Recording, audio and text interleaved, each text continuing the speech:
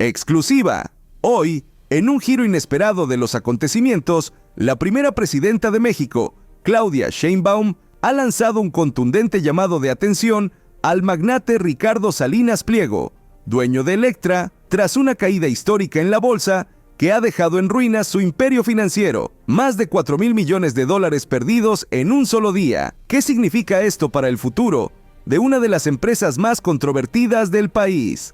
Ricardo Salinas Pliego, un hombre que se ha ganado el apodo de el rey de la evasión fiscal, y ahora su imperio se tambalea, y como si fuera poco, Claudia Sheinbaum no solo pide justicia, sino que exige a los jueces que resuelvan el caso de Salinas Pliego de una vez por todas. Pero una cosa es segura, el pueblo mexicano está mirando. No olvides regalarnos un me gusta en este video y comentarnos. ¿Tú qué opinas al respecto? Déjanos tu opinión abajo en los comentarios, te leemos.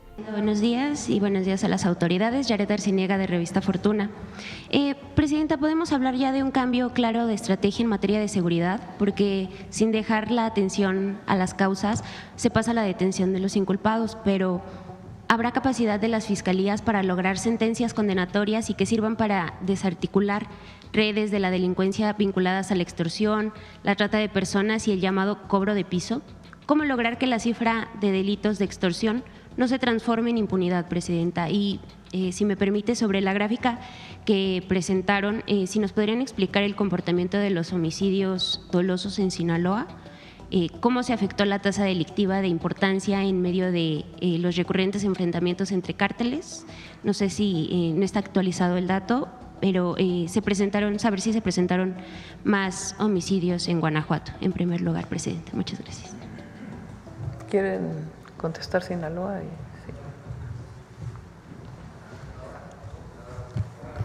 Gracias, buenos días. Como saben, en el caso de Sinaloa fue detonado por una situación específica hace unos meses.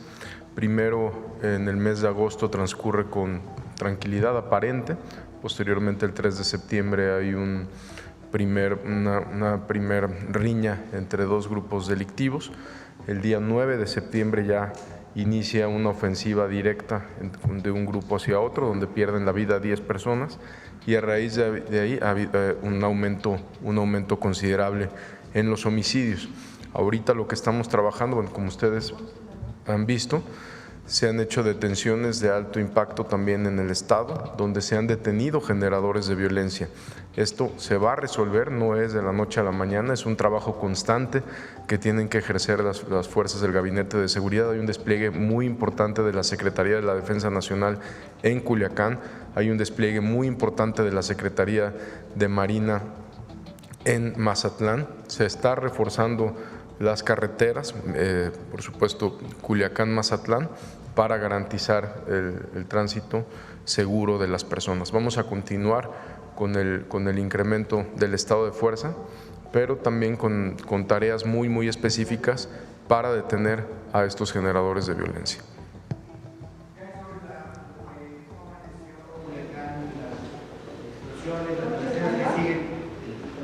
Parece que a pesar de toda esta cantidad de elementos que hay, pues no se logra contener la violencia.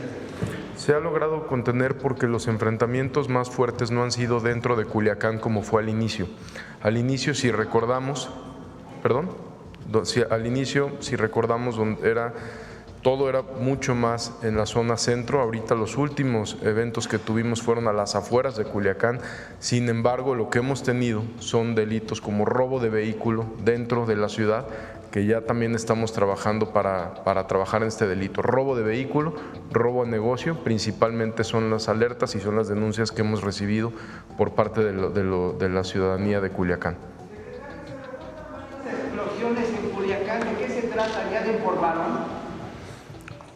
En este momento ahorita vamos a verificar de qué se trata cada explosión y lo vamos a informar puntualmente en unos minutos.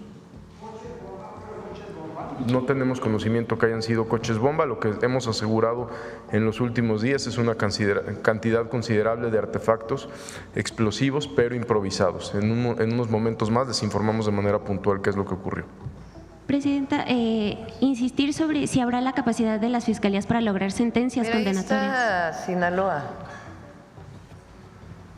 Ahí se ve claramente cómo a principios de septiembre viene este enfrentamiento.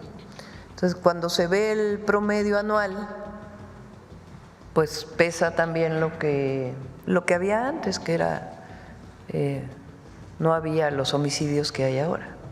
Entonces, por eso aparece así en los datos anuales. Ya cuando se ven los meses de particularmente octubre, noviembre, es cuando hay el incremento. Y como lo dije, hay una estrategia estatal y regional para la zona.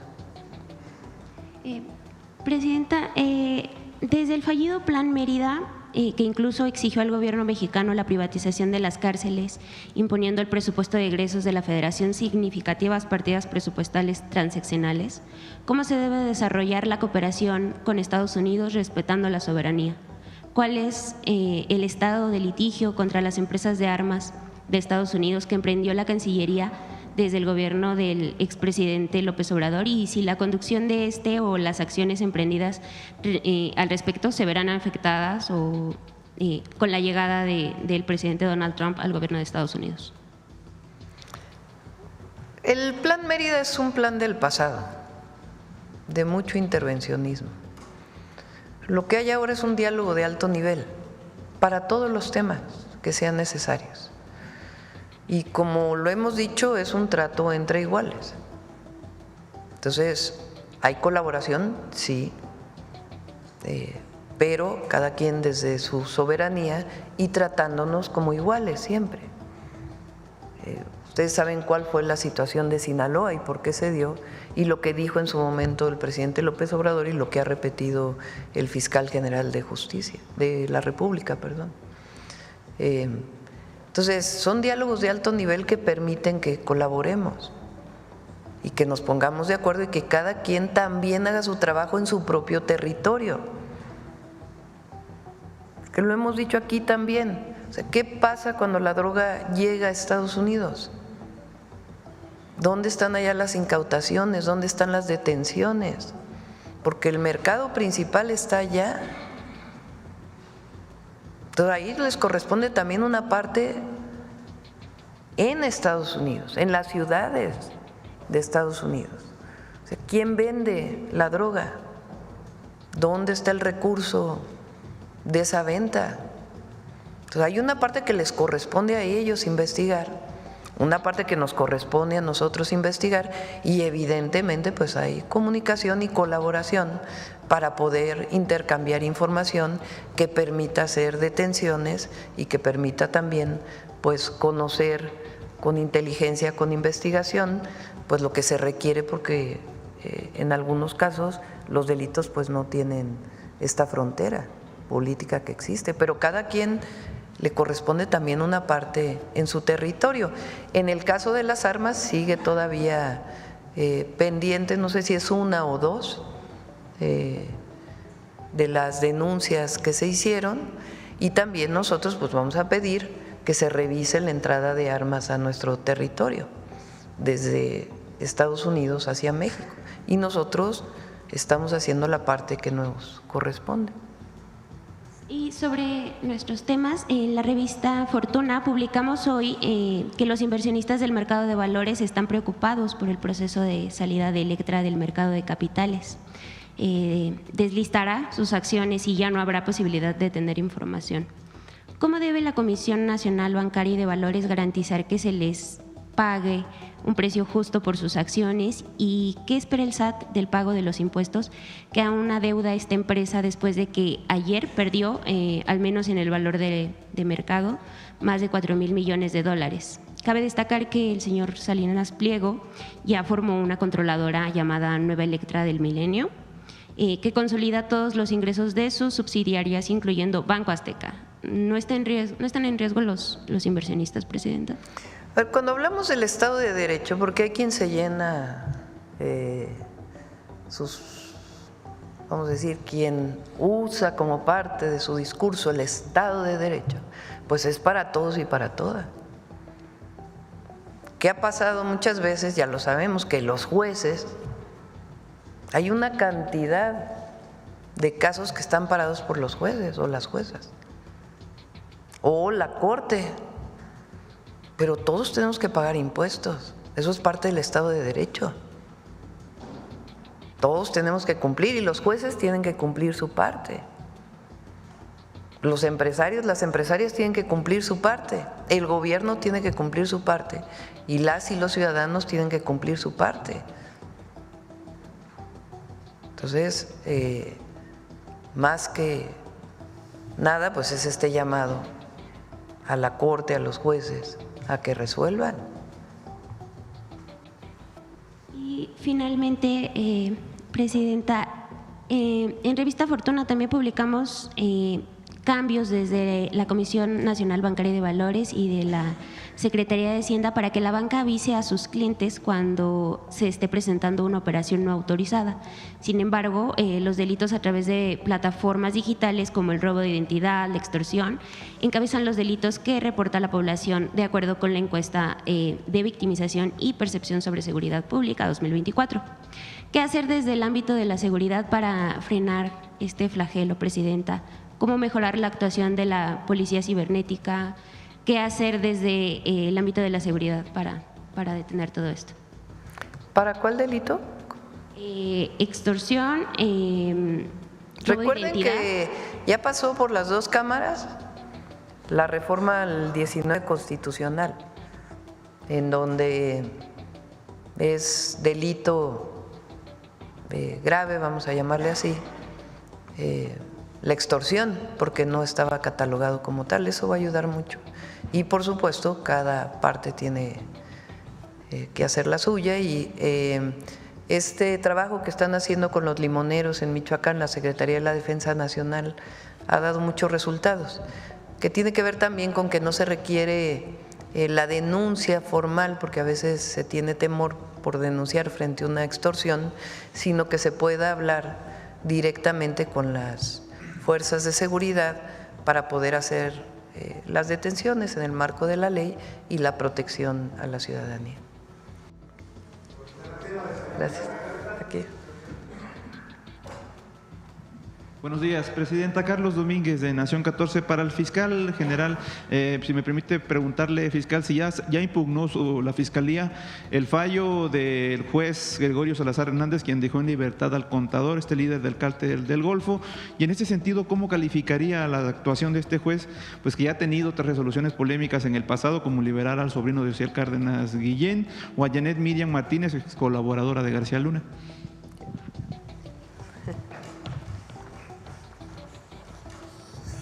Buenos días. A ver, en el momento en que la audiencia correspondiente, el juez tomó la determinación a la que usted ha hecho referencia, inmediatamente se la impugnamos. No solamente se la impugnamos en queja, sino ya se abrió una carpeta en contra de él por delitos en contra de la impartición de justicia. Los elementos que presentamos fueron más que suficientes y el día de hoy la Fiscalía va a dar un informe completo de lo que dijo el juez y de lo que se le contestó y de la manera como iniciamos el procedimiento de queja y que no nos quedamos ahí, sino que vamos a la acción penal. No podemos permitir que esto se esté repitiendo de esa manera y este es un caso paradigmático y lo vamos a usar en ese sentido. ¿Cómo calificaría estas actuaciones? No es la primera de este juez fiscal. Pues imagínense cómo las califico. Si vamos a queja y acción penal, pues ya más que le puedo decir. Y en otro sentido, fiscal, según la organización Artículo 19 del año 2000 a la fecha, han sido asesinados en el país 168 periodistas. Desgraciadamente, dentro de esos, mi padre asesinado en Nuevo Laredo, Tamaulipas, en 2018, caso que no pudo ser atraído por la Fiscalía a su cargo. En relación a esto, preguntarle, fiscal, ¿cuántos de estos 168 casos han sido atraídos por la Fiscalía a su cargo? ¿Cuántos han sido resueltos? ¿Y cuántos siguen en la impunidad? Déjeme darle una información que creo que es muy útil. De acuerdo con la ley, nosotros solamente podemos atraer los casos del fuero común cuando en los temas de periodistas hay elementos suficientes para señalar que ese homicidio se cometió en razón del trabajo profesional del periodista. De otra manera, los jueces no nos los aceptan.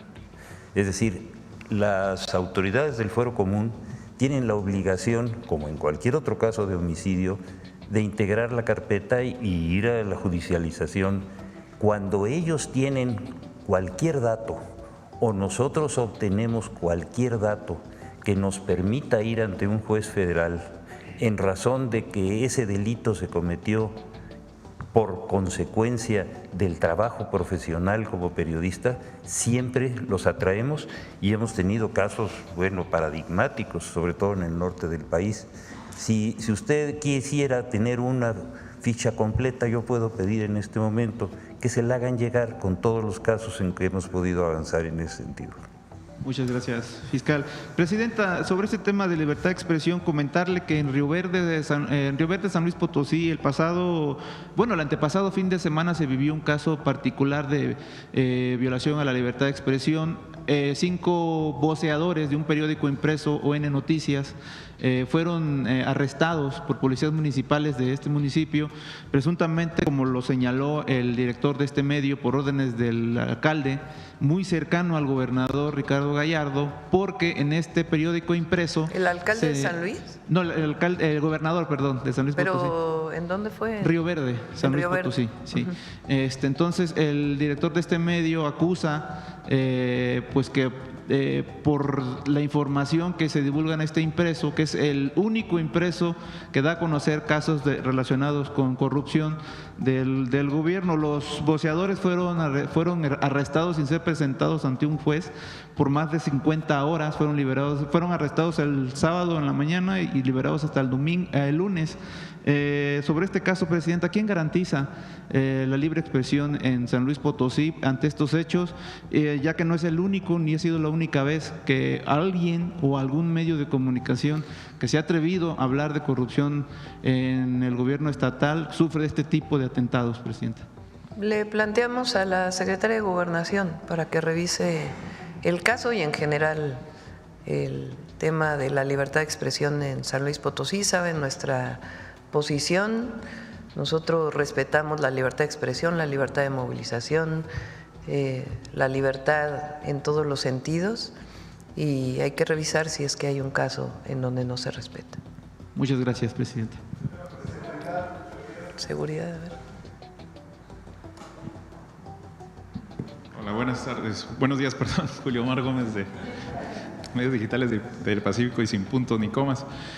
Presidenta, en días pasados nos llegaron algunas denuncias por parte de sectores de la sociedad chapaneca y es debido a que el gobernador electo de Chiapas, Óscar Eduardo Ramírez, enfrenta críticas por la propuesta de nombrar a Óscar Aparicio Avendaño como secretario de Seguridad Pública y de Protección Ciudadana del Estado.